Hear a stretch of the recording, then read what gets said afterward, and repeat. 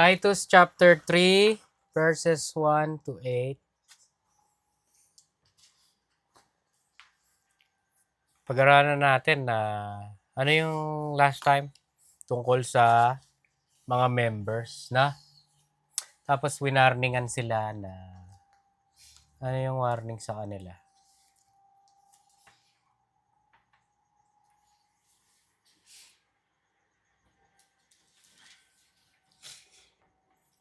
Basically, sinabihan sila na maging zealous of good works, no? 2:14.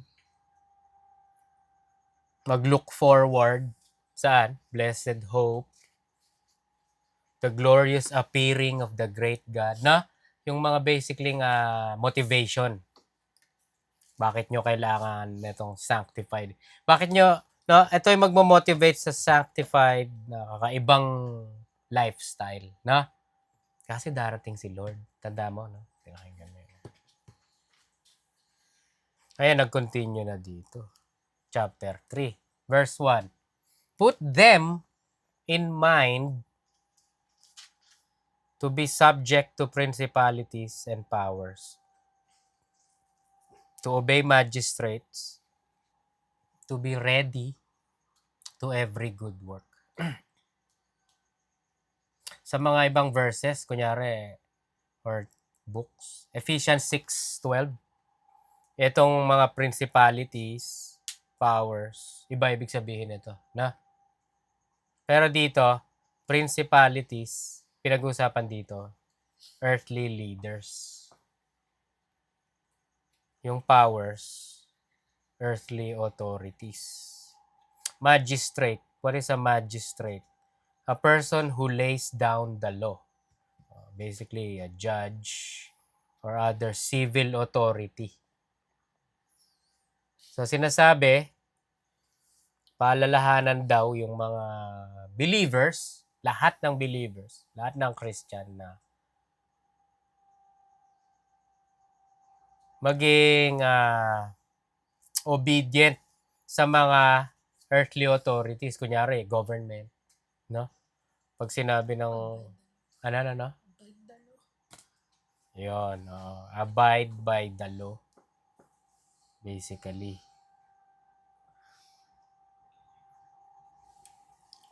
Sa NLT, remind the believers to submit to the government and its officers.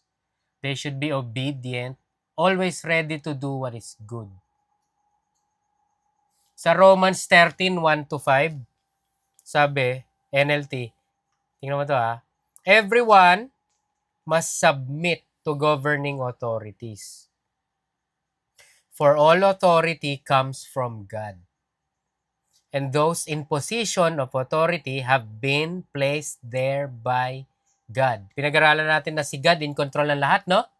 Pero makikita mo dito, parang chess eh. Alam niyo yung chess, di ba? Pinuposisyon mo yung mga ano mo, no? Matawag doon sa mga ano na yun.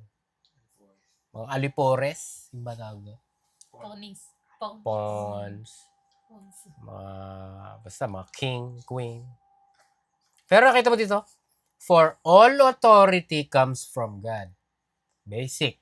Pero ito, and those in positions of authority have been placed there by God. Si God ang naglagay doon.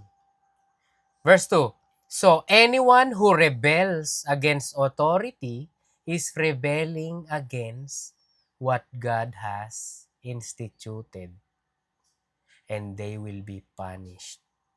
Verse 3, for the authorities do not strike fear in people who are doing right, but in those who are doing wrong. Would you like to live without fear of the authorities? Do what is right, and they will honor you. Verse 4, the authorities are God's servants. This is crazy. The authorities are God's servants, sent for your good. Sent for your good. But if you are doing wrong, of course you should be afraid, for they have the power to punish you. They are God's servants, sent for the very purpose of punishing those who do what is wrong. So you must submit to them, not only to avoid punishment, but also to keep a clear conscience. So basically, connected tong Romans 13 tsaka Titus 3. Kita-kita si Paul din kasi nagsulat eh. No? So hindi lang dapat, sabi sa mabuhay, magkaroon ng lifestyle na sanctified, holy, kakaiba pag believer ka. No? Hindi ka kagaya ng mundo. Pero hindi lang sa church, pati sa labas. Na? Pati sa public. Hindi lang, susundin ko yung mga brethren ko, mga church leaders ko, susundin ko. No problem. They're my brethren. Pero sinasabi dito, pati sa labas. No? Bakit kaya? Laman natin mamaya. Verse 2. To speak evil of no man. To be no brawlers, but gentle, showing all meekness unto all men. NLT, they must not slander anyone and must avoid quarreling.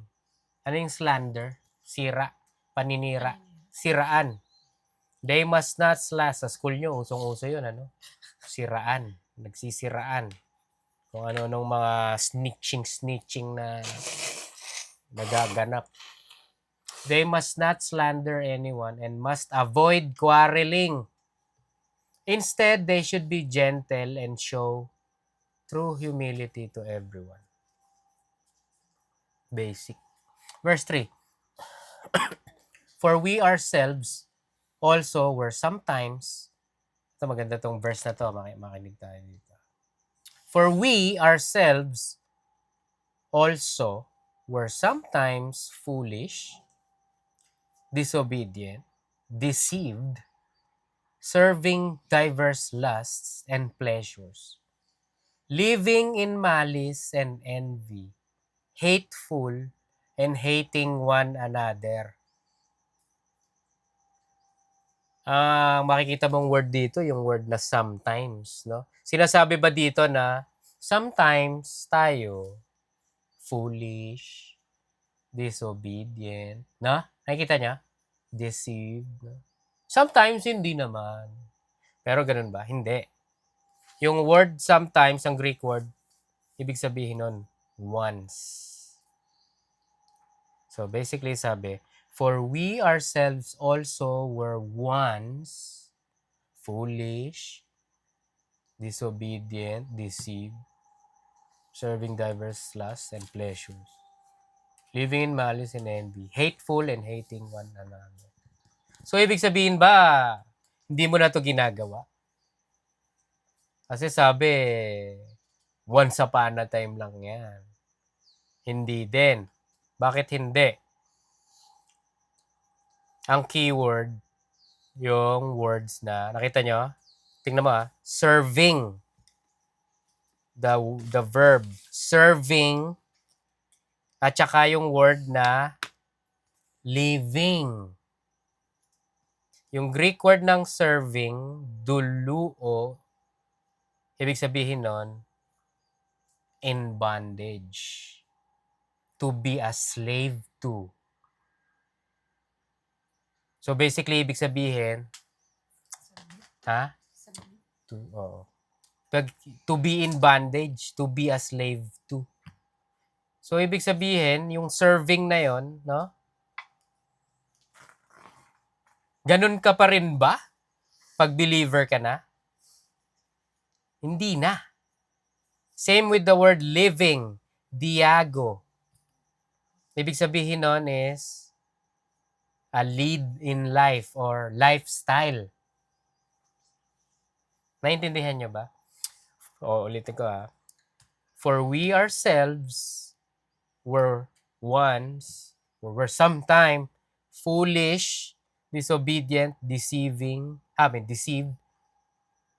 serving diverse lusts and pleasures, living in malice and envy, hateful and hating one another. Ibig sabihin nun, ang keyword natin serving, living, hindi na yun ngayon nangyayari. We're not in yung serving, no? We're not in bondage to being foolish, disobedient. Hindi na tayo slave under that. Naiintindihan nyo? Dati, yes. Yung living. Ibig sabihin lifestyle. Lifestyle ba natin ngayon na magkaroon ng malice? Ano yung malice? May evil intention palagi. Lifestyle ba natin tong envious? Lifestyle ba natin tong hateful and hating one another? I would admit dati, yeah. I don't like people looking at me. I hate you. I hate people looking at me. No? Dati, I don't know kung natatandaan mo ako, no? Yung vocabulary ko lagi, papatayin ko yan, papatayin ko yan. Ewan ko, natatandaan mo, may ganun akong time eh. That's the lifestyle na pinag-uusapan. Kaya sinabi dito, for we ourselves also were once. Na? So, ang tanong, hindi na ba tayo ganun ngayon? Magfo-fall pa rin tayo sa ganun. Hindi to sinasabi na dati lang yon. That was one. For we ourselves also were once. Dati. Hindi. Diba? Tao lang tayo. Ang pinag-uusapan din, ang hindi na tayo is yung ganong klaseng mindset. Naintindihan nyo? Yung ganong klaseng pagiging in bondage to. Pagiging slave nung ganong klaseng ano. Pag slave ka, kunyari ang master mo, kung ano iutos ng master mo, slave ka no? Gagawin mo di ba? So, kung slave ka nitong mga ganitong klaseng sins, foolishness, disobedient, deceived, serving diverse lust and pleasures, puro for the self, susundin mo yan, no? Kasi slave ka niyan. Naintindihan nyo? In bondage ka dyan. Hindi na yan ngayon. Ganun pa rin ba yan ngayon? Pag ganyan pa rin ngayon, you have to examine yourself. Naintindihan nyo?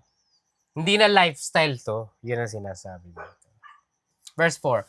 But after that, the kindness and love of God, our Savior toward man appeared. So basically, ang sinasabi dito, when we have heard the gospel of the Lord, His message, verse 5. Itong 5 to 7, makikita natin dito na yung shift. Pag-shift ni Paul from teaching the church, yung pag-manage ng mga members, no? How they ought to live their life. Mag-shift siya sa preaching ng gospel. Tama, ipipreach ni Paul yung gospel sa verse 5 to 7. Not by works. Tuloy natin from 4.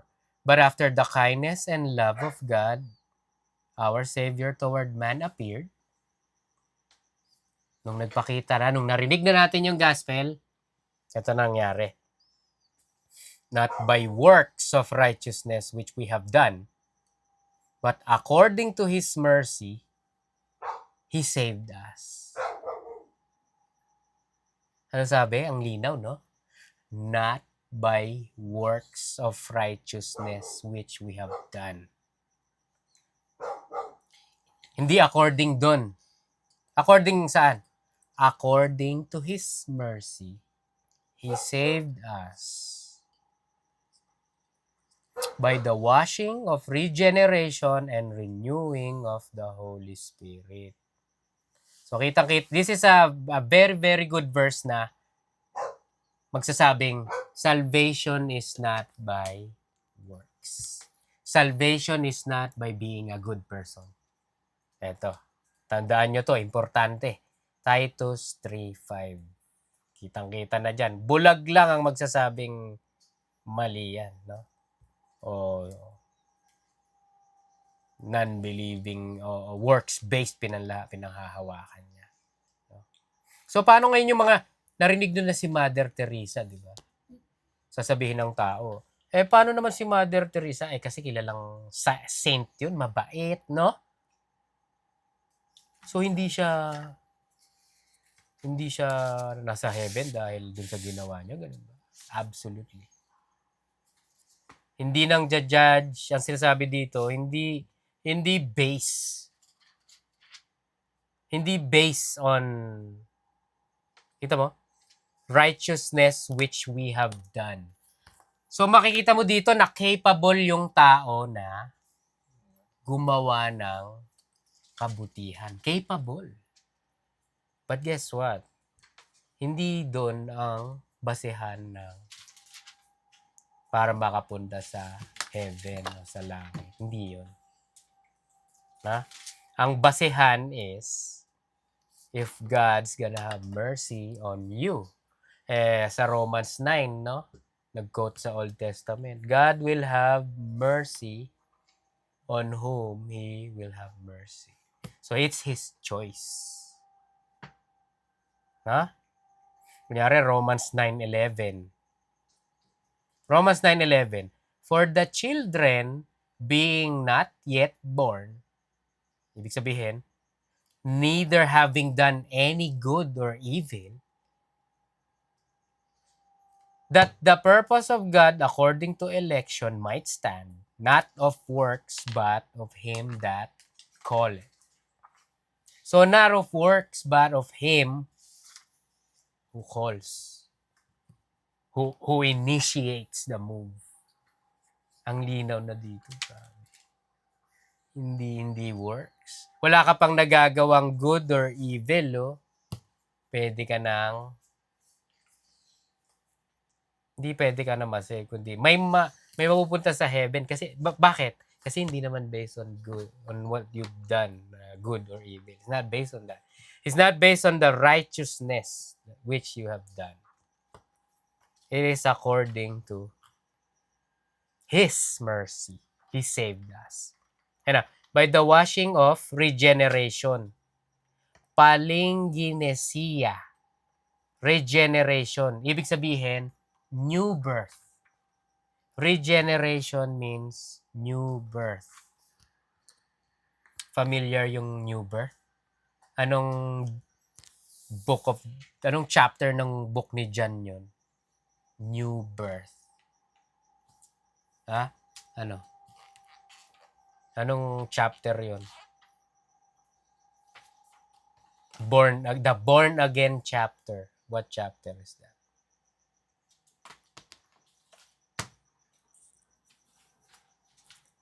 Lutang na lutang sa ginormor siya yung ano mo eh. No. John chapter 3. John chapter 3 verse 3 at saka 5. Jesus answered and said unto him, to Nicodemus, Verily, verily, I say unto you, except a man be born again, he cannot see the kingdom of God. Verse 5. Jesus answered, Verily, verily, I say unto thee, except a man be born of water and of the Spirit, he cannot enter into the kingdom of God. Pakibasa nga yung Tagalog, Jay.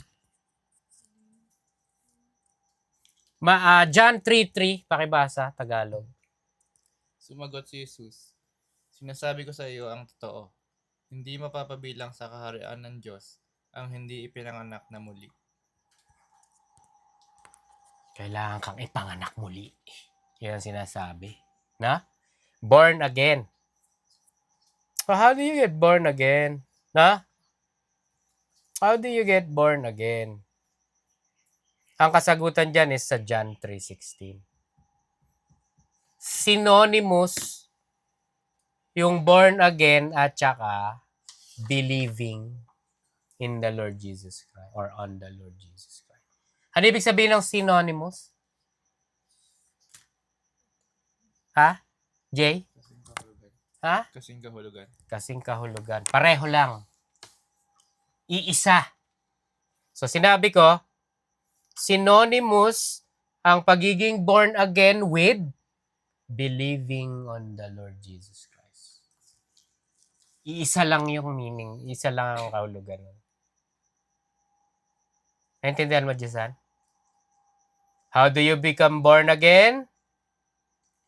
You believe on the Lord Jesus Christ. How do you believe in the... How do you...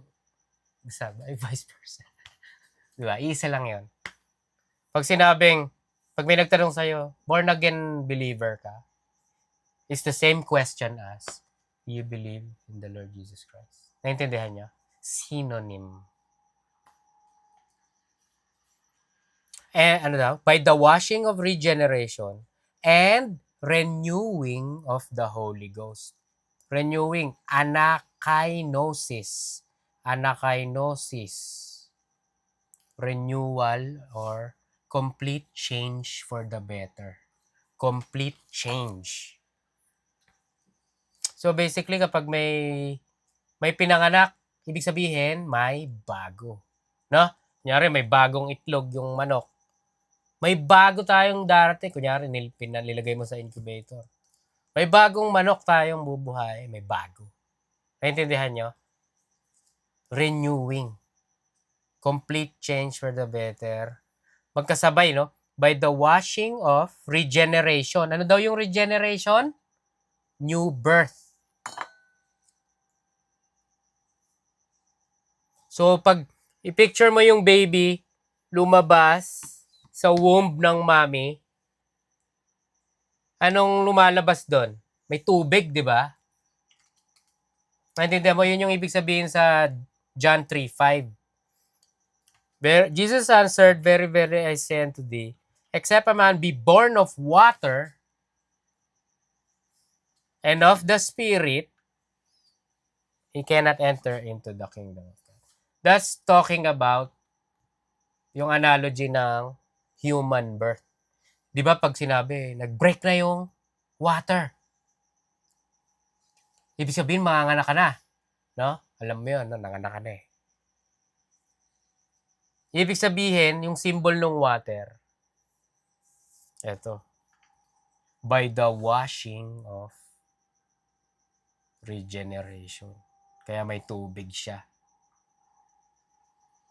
My water broke. Pag nanonood ka ng movie, no, may mga nagsasayawan eh. Tapos, my water broke.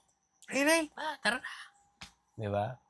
Ano pa? And renewing of the Holy Ghost. Renewing is a complete change for the better. Siyempre, pinanganak na, you're a new creature. Sinabi pa nga, behold, no? Yung old things is gone, no? Kaya maraming nagsasabi na, so hindi ka na dapat magsisin kasi the old things are gone. No? O sige, basahin mo yung Romans 7. No? Yung flesh mo nakadikit sa iyo. Kung ano-anong pinaggagawa. Diba? Pero itong verse na to sa verse 5, and renewing of the Holy Ghost. Ito isang verse na nagsasabi that the Holy Spirit is God. God the Father, God the Son, God the Holy Spirit. Na? Ito isang verse na sinasabi, the Holy Spirit is God. Kasi siya yung nagke-create ng new creature. Siya yung nagkokos ng new birth. Siya yung nagbibigay ng buhay. Sino ba nakakagawa ng ganun? Si God, di ba? This tells us that the Holy Spirit is God. He gives life. He creates a new creature. Naintindihan nyo? Yung Holy Spirit, siya yung palaging hindi mo napapansin eh. Napansin niya? Laging nasa eksena. The Heavenly Father, no? Nasa eksena mostly, the Lord Jesus Christ, na. Pero yung Holy Spirit, napaka-humble. Parang behind the scenes, action yan. Pag binasa mo yung John chapter 3, makikita mo yung action ng Holy Spirit. Hindi mo daw makikita, no? Parang wind. Di ba? Sinabi ni Lord kay Nicodemus, yung hangin, yung mga puno, nakita mo, gumagalaw, no? Pero hindi mo alam kung saan nanggaling, no? Sabi niya, yung mga magiging born again din, ganun din sila. They're coming out of nowhere. Why? Kasi yung Holy Spirit ang tumatrabaho, hindi mo nakikita. Behind the scene, kinonvert na pala ng Holy Spirit. Itong si ganito, one time, hindi siya naniniwala. Tapos biglang, the Holy Spirit was working. Boom, believer na. Tapos mamaya doon, may believer na naman na yan. Nakakilala mo, believer na. Naintindihan nyo? Hindi mo alam yung work ng Holy Spirit. Ang bilis. Actually, timing niya lahat, no? Pero behind the scene siyang nang co-convert, nang nagbibigay ng buhay, nagre-regenerate. Naintindihan nyo? Grabe. Diba? Yung Holy Spirit, pag pinicture mo, parang ano lang siguro yun. Ano? Ano ba yan? Parang si Gengar na puti ba? O ano? Mega Gengar. Whatever. Diba? Yeah, spirit. Wala siyang physical form. Sa John 3, is like a wind. Hindi natin nakikita yung wind, di ba? Kaya nga, in a way, magandang sabihin sa mga tao na nagsasabing, hindi ako maniniwala unless nakita ko. Really? Naniniwala ka sa wind? Yeah, nakita mo ba yung wind? Hindi nakikita yung wind eh. Pero, nakita mo yung mga puno gumagalaw. Sino nang gumapagalaw nun? Wind. Hindi mo nakikita. So, you can't claim na I have to see something para paniwalaan ko. No? Nakita mo ba yung utak mo? Naniniwala ka may utak ka? Hindi mo pa nakita yung utak mo ah. So, wala. Hindi ko nakita eh. Di ba? Pero based on your... Naintindihan mo? Hindi ganon. Verse 6. Tuloy natin ah. By the washing, sa verse 5, by the washing of regeneration and renewing of the Holy Ghost, which He shed on us abundantly through Jesus Christ our Savior. Shed. Poured out. Ano ibig sabihin ng poured out? Ha? Sinalin. Si Pi kanina gumagana. Ikaw gumagana. Ano? Poured out. Sinalin. Sinalin. Pag pinade-describe uma-action eh. Tatakot. Ayaw sabihin eh. Poured out. Diba? So, ano yung sabi mo? Sinalin. Sinalin. Poured out. Shed. Pero this speaks of, actually sinabi na. Poured out on us, ano? Abundantly. Ano sa Tagalog yung abundantly? Huwag mong i-action ha. Sasabihin, ano na? Abundant. Hindi mo naman. Hindi. Wala. Sobra-sobra. Sobra-sobra. Itong mga Pilipino hindi marunong mag-Tagalog. Kasi ka nakakita ng ganun, no? That's wild. Pilipino hindi nagtatagalog. Ano sabi mo? Abundantly? Sobra-sobra. Yaman. Ano sabi mo kanina? Binuhos? Ano? Sinalin. Sinalin. Sobra-sobra. What is that? Alin? Yaman. Ang malayo. Medyo. Pero pwede. Pero ano yung pinore out na sobra-sobra? Diba? Which He shed. Ano yun? Mercy. Mercy. Perfect. Diba? Because our God is a merciful God. No? Sabi, if you come to Him, He will abundantly forgive or pardon. Ha?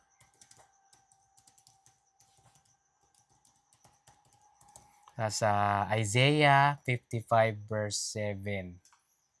Isaiah 55 verse 7.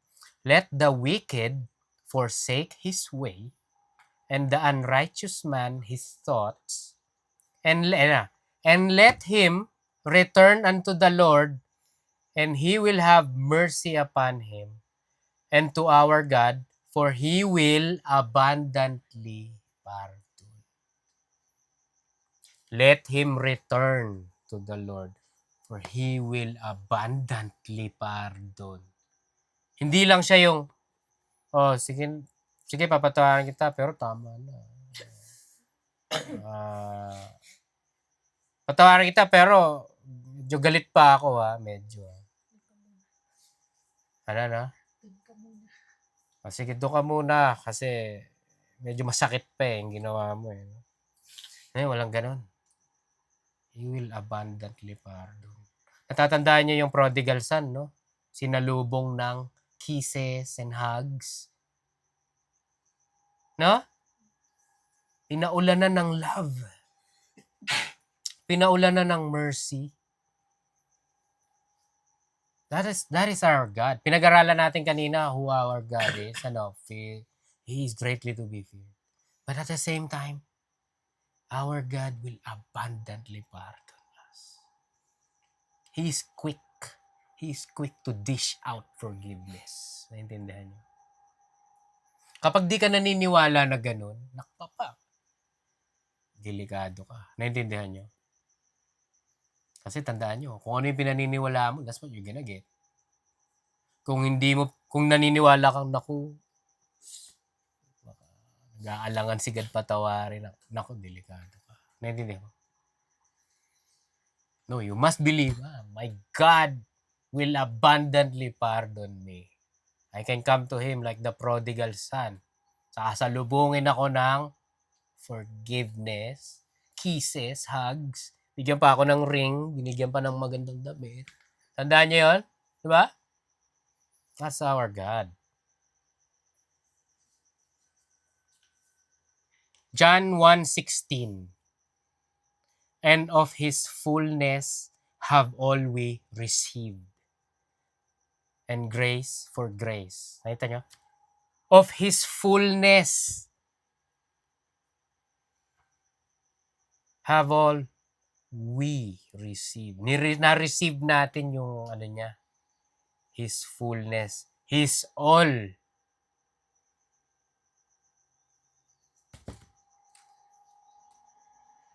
Naintindihan nyo? Abundantly. Through Jesus Christ, our Savior. That's how you receive it. That's how you receive the mercy. Kaya nga yung mga non-believers na magdadasal na lang daw kay God, you can only get the mercy. Mercy can only be poured out on you abundantly through Jesus Christ. Through faith in the Lord Jesus Christ. Hindi pwedeng kay Mary, naintindihan nyo? Sasabi kasi ng Catholic, dadaan tayo kay Mary, nanay yun. Papakinggan yun. Eto, anak lang eh. Doon na tayo dumire. Walang co-redemptrix. That's the Catholic word kay Mary. Co-redemptrix, aka co-redeemer. Walang co-redeemer. Iisa lang ang redeemer. What's redeemer mean? Tagapagligtas. Mediator. Walang co-mediatrix. Yun yung title nila kay Mary. Co-mediatrix o aka co-mediator. Ano ba? Wala.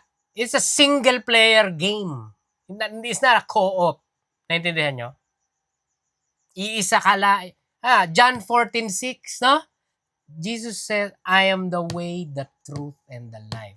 Hindi say, I and my mother, no, are the way, the truth, and the life. Hindi. Diba? There is no other name under heaven, no? Acts, ano ba to? 17.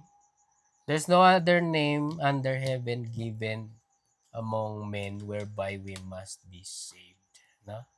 It is by the name, Jesus Christ. Mary? Sino pa? Sino pa gusto nyo? Direkta kay Father? Man, you don't wanna do that. No?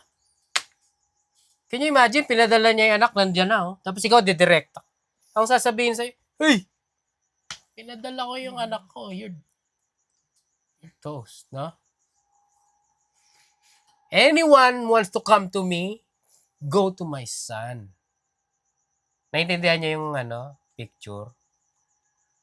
Kaya ang mercy, forgiveness, mahihingi o matatanggap lang by the regeneration and renewing of the Holy Ghost. How do you do that? John 3:16. Believe on the Lord Jesus Christ. Matatanggap mo to. No? Kumbaga yung pinto na yan, si Lord yan, sabi niya sa John 10, I am the door. Anyone comes to me, no, will find pastures and can go in and out. Hindi ka pwede dumaan sa bintana, no? Dadaan sa bintana ng banyo. Lalabas ka dyan sa lababo through the plumbing. Hindi. Sabi ni Lord, magnanakaw lang gagawa nun. Mga loloob, mga manggugulo, no? Mga demonyo. Dito kayo sa akin dadaan. I'm the way, the truth, and the life. Diba? Dito lang kayo makakatanggap ng mercy.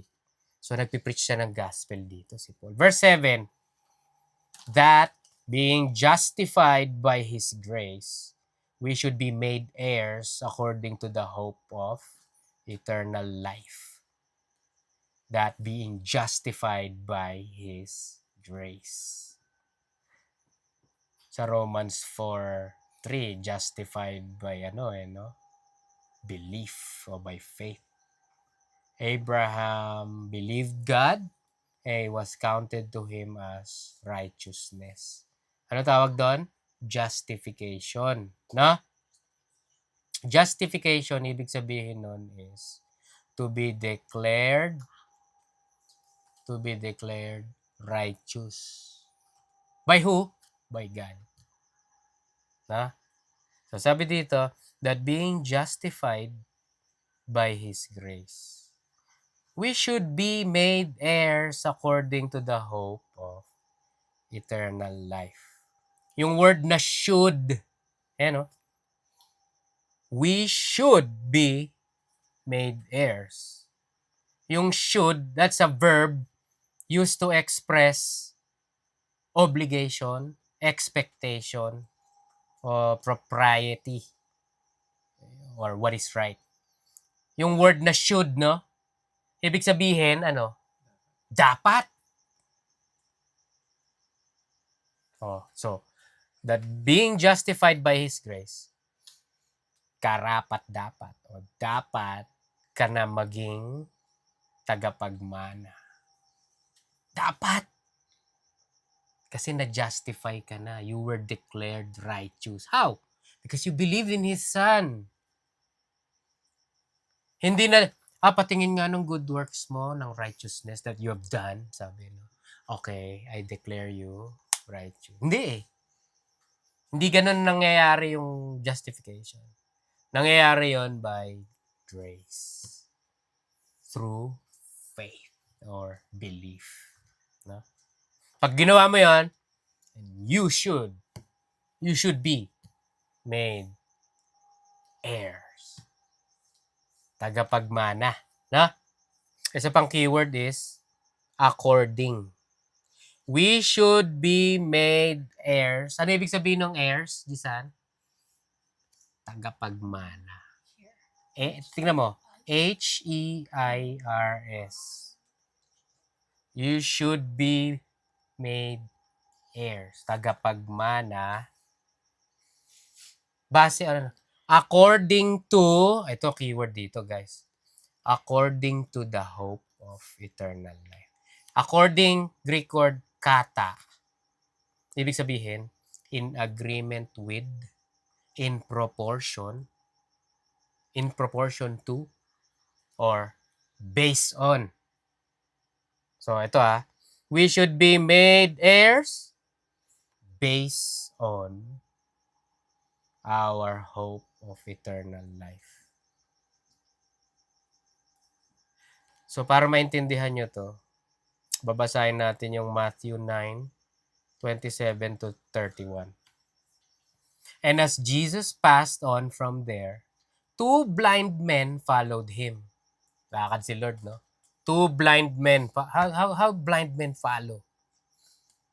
Ganon, no? By leg, by foot, hindi by eyes. Diba? Siguro narinig nila, no? By sound na lang din. Kilala niyo si Daredevil, diba? Lakas ng senses nun eh.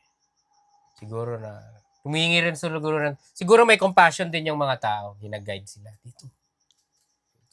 Mga bulag. Crying aloud. Sumisigaw yung mga bulag. Have mercy on us, son of David. When he entered the house, the blind men came to him, and Jesus said to them, grabe, nakapasok na si Lord sa bahay. Ano? Nakalapit pa yung mga bulag. May mga nag-lead. When he entered the house, the blind men came to him, and Jesus said to them, do you believe that I am able to do this? Tinanong. Do you believe that I'm able to do this? Parang as if he can read. As if, no? Of course he can. He can read the minds. Do you believe that I'm able to do this? They said to him, yes, Lord. Verse 29. Then he touched their eyes, saying, ayan na yung word natin, no? According to your faith, let it be done to you. Tandaan nyo to. According to your faith, let it be done to you. Yung tanong, no? Do you believe that I'm able to do this? What is this? Ano tingin nyo yun? Eyesight. So, ang tanong, sasagutin natin, yung hindi sinagot ng mga bulag. Si Lord, do you believe that I'm able to do this? Sasabi ng bulag. Yan, naniniwala kami na makakita uli kami. Yes, Lord. 29. Then he touched their eyes, saying, according to your faith, let it be done to you. Paano mo tatagalugin yan? Base dyan sa pinaniniwalaan mo. Sige. Ano yun? Let it be done to you. Sige, gawin natin. Naintindihan nyo? Babalik tayo doon sa natin. Verse 30 muna. And their eyes were opened, and Jesus sternly or firmly warned them, see that no one knows about it. Ayaw ipaalam ni Lord. Ayaw ipaalam, nakita niyo. But they went away and spread his fame through all the district. Hindi nakinig. This is the right disobedient, by the way. No? Huwag niyo sabihin na hinil ko kayo, Pinagkalat na hinil sila. No? They were disobedient. Pero grabe. Nag-preach sila basically ng good news. No? Pero babalik tayo doon sa verse natin, sa verse 7. We should be made heirs. Ayun na. According to the hope of eternal life. Natatandaan nyo kanina yung sa Matthew 9? According to your faith, let it be done to you. Pero dito, saan dapat according? Saan dapat base? According to the hope of eternal life. What is that? It means, ito pinaraphrase ko yung sagot. We are going to become heirs. Ano yung heirs, Jisan? Ha? Ano yung heirs? Tagapag. So, pinaraphrase ko ito. We are going to become heirs of all God has for us according to your belief or faith. That, makinig kayo. We are going to become heirs of all God has for us according to your faith, that you will receive eternal life because of your faith in the Lord Jesus Christ. Tandaan niyo yung sinabi ko, kung ano yung pinaniniwalaan nyo, yun ang matatanggap nyo. Yun yung Tagalog dito sa Matthew 9. According to your faith, let it be done to you. Naintindihan nyo? Naniniwala ka na makakapunta ka sa heaven dahil may tiwala ka sa anak ko? Let it be done to you according to what you believe. Naintindihan nyo? Eto yun eh. According to, we're hoping for eternal life. We hope to receive eternal life. We're hoping to get to heaven because we believe in the Lord Jesus Christ. Guess what? You should be. You should. Dapat. Na? Naintindihan nyo? Dapat kang maging tagapagmana base sa pinaniniwalaan mo na may hope ka, eternal life. Because naintindihan niyo ang ganda ng gospel na pinreach ni Paul. Grabe. Sa NLT, because of His grace, He made us right in His sight and gave us confidence that we will inherit eternal life. He gave us confidence that we will or we should inherit, manahin, no? Eternal life. Ganda. Verse 8. This is a faithful saying. This is our last verse. This is a faithful saying. In these things I will that thou affirm constantly, that they which have believed in God might be careful to maintain good works. These things are good and profitable unto men. This is a faithful saying. Faithful, pistos, trusty, worthy of trust. Should be believed because it's the absolute truth. So, yun yung sinasabi dito. Yun yung word na faithful dito. This is a faithful saying. Saying, ano yun? Logos. What is logos? Word. Or doctrine or teaching. So, basically, this is a true teaching. What is it? What is that? What's the true teaching? Yung pinreach niyang gospel. Naintindihan niyo? Yung sa 5 to 7. Yung this niya dito sa 8, he's talking about verse 5, 6, 7. And he called it faithful saying or true logos, true word, true teaching, absolute true teaching. Basically, gospel message, logos, word, no? Gospel message. This is a faithful saying, and these things I will that thou affirm constantly. King James yun. Sa ESV, I want you to insist on these things. I want you to insist on these things. Or affirm. Ibig sabihin ng affirm, to maintain something confidently and positively as true.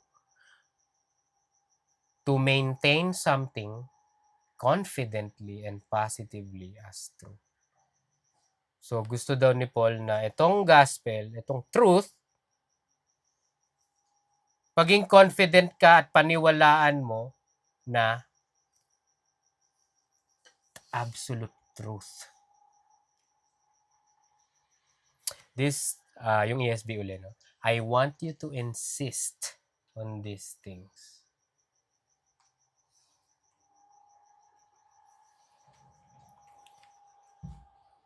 Affirm. May no? It sounds like confirm, no? Pero magkaiba yung affirm tsaka confirm. The difference is, ang affirm is to state something positively as true. Verbal, affirm. Ang confirm, to verify, validate, or prove that something is true using evidence. Naintindihan nyo yung difference ng affirm tsaka confirm? Ang affirm, assurance by mouth. Pag sinabi ko sa iyo, this is a hat, no? This is an expensive hat. I affirm that. Yan yung affirm. Pero to confirm, papatunayan mo yung material niya. I'm gonna confirm that this is expensive hat, no? The material is wool, no? Tapos the brand is Stetson, is a famous brand, no? So yeah, it's tama. The affirmation is true, no? It's confirmed. Naintindihan niyo? That's the difference. Pero sinasabi dito, i-affirm daw yung gospel. I-proclaim natin na totoo, expensive, valued, high value. Naintindihan niyo? Worthy. Yun yung sinasabi. Ayun na. That they, hindi, ito pa pala. I want you to, ito yung sinasabi basically. I want you to preach that this is the truth. That's the paraphrase. Yung sinabi dito. I will that thou affirm constantly. And these things I will that thou affirm constantly. Ang paraphrase noon, para maintindihan, I want you to preach that this is the truth. What's this? Yung pinreach niyang gospel. Yung born again, naintindihan niyo? Regeneration, renewing. This is the truth. This is the process. Naintindihan niyo? This is the true process to be saved. Na? Hindi obedience to the Ten Commandments. Hindi wearing the right clothes and eating the clean foods and ignoring the unclean foods. Na. This, I want you to preach that this is the truth. Naintindihan niyo? That they which have believed in God might be careful to maintain good works. Have believed. Past tense. Nakita nyo? That they which have believed. Hindi sinabing, that they which are continuously believing in God might make it. Tapos na. Naintindihan nyo? Kasi, bakit ko sinabi yun? Kasi may naniniwala na yung faith daw dapat, ini-insist nila na continued. Para ma-maintain na save ka, yung faith mo din dapat continued. It makes sense, no? Pinag-aralan natin last time, tandaan nyo. Kung pinanghahawakan mo raw yung day one hardcore faith mo hanggang huli, save ka daw. You are the house that's built by, the Lord Jesus Christ. Yeah, it makes sense. Pero para i-insist na yun, no? Parang John 3:16, iibahin mo. For God so loved the world that He gave His only begotten Son, that whoever continues to keep on believing in Him will have eternal. Hindi yun yung sinabi. Na? Kaya sinabi dito, have believed. Have, past na. Tapos believe, past pa. Double past. Naintindihan nyo?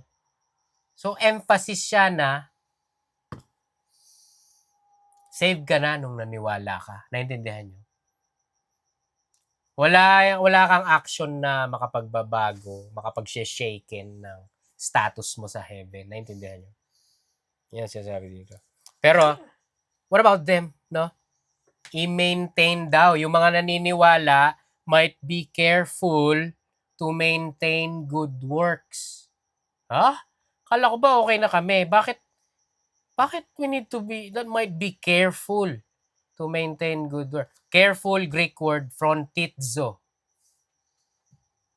To be thoughtful, mindful, to exercise thought. Pero grabe, ito yung pinakamatinding definition niya. To be anxious. So basically, sinasabi dito, that they which have believed in God might be anxious to maintain good works. Ano yung anxious? Grabe, pag may anxiety ka, di ba? Ang meaning ng dictionary ng anxious, a state of worry, nervousness, or unease about a future event or uncertainty. Ganun pag may anxiety, di ba? Parang nawo-worry, no? naku, yung trabaho ko, baka mawalan ako ng trabaho. Hindi ka makatulog, anxiety, no? Anxiety attack. Yung iba, yung may mga issue, mental anxiety attack, may ganun eh. They're anxious for nothing, no? They're sweating. Hindi naman nila alam hindi nila ma-figure out yung reason. They're just anxious. Dealing with anxiety. Naintindihan nyo? Pero ang sinasabi dito, ganun. Parang sinasabi ko sa Tagalog, pagdating sa good works, dapat may anxiety tayo. Nakikita nyo yung urgency doon. Naintindihan nyo? Pagdating sa good works, kailangan lagi nating iniisip. Naku, yun ang pina-point out dito.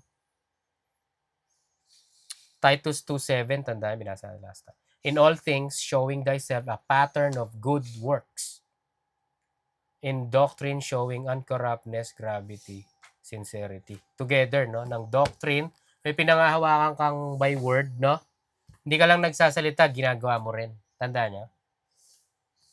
Titus 2:15. You must teach these things and encourage the believers to do them. NLT yun, 2:15.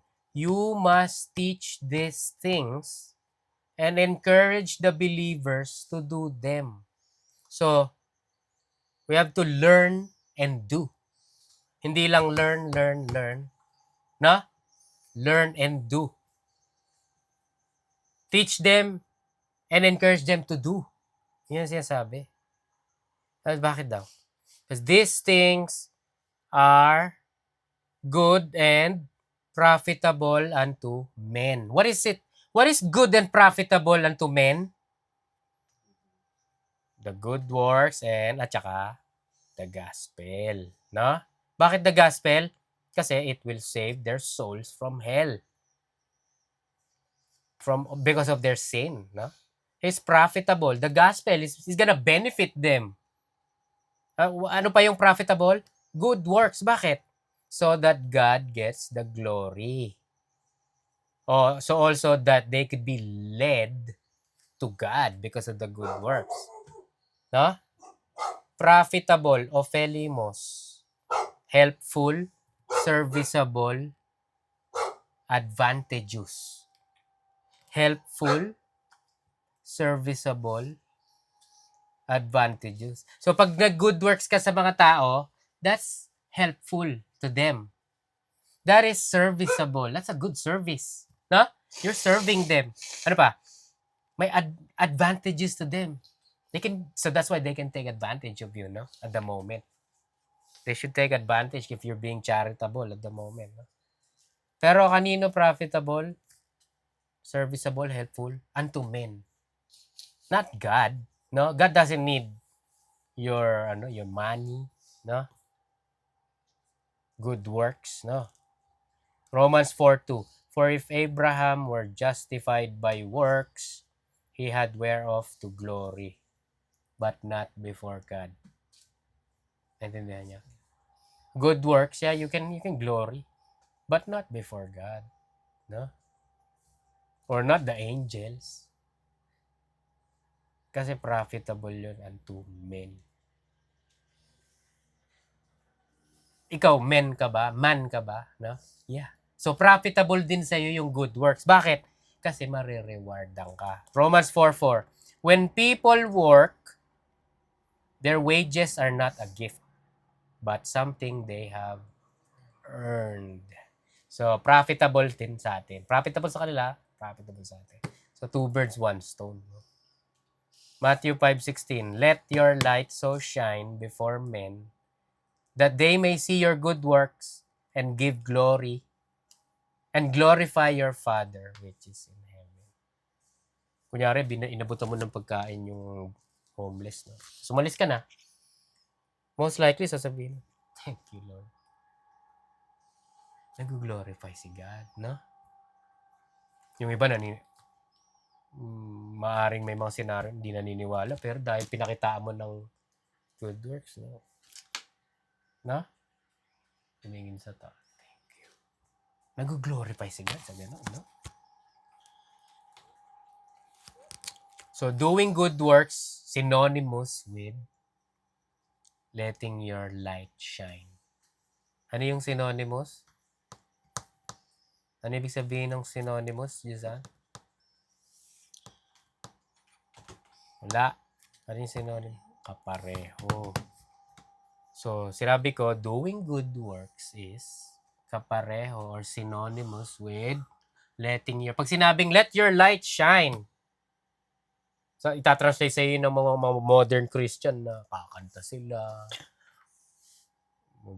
They're gonna try to look vibrant and glowing. No, dude. Ibig sabihin, do some good works to other men. Because it's profitable for men, unto men. No? So, Paul wants the church reminded of the gospel, how they were saved, tsaka what to do as saved. Good works.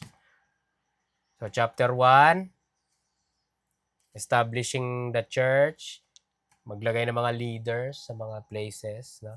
Number 2, how the body, the church, ought to live a life, behave. No? Chapter 3, paano kayo na-save. No? Maging obedient daw. Pinahabol, kumbaga, sa mga governing, sa mga authority. No? Wise daw. Tapos sinabi na pinreach yung gospel as a reminder, no? Tapos, ngayon save na kayo. There is work at hand, no? Yung sinasabi. So, 9 to 15. Lord willing, next time. Amen.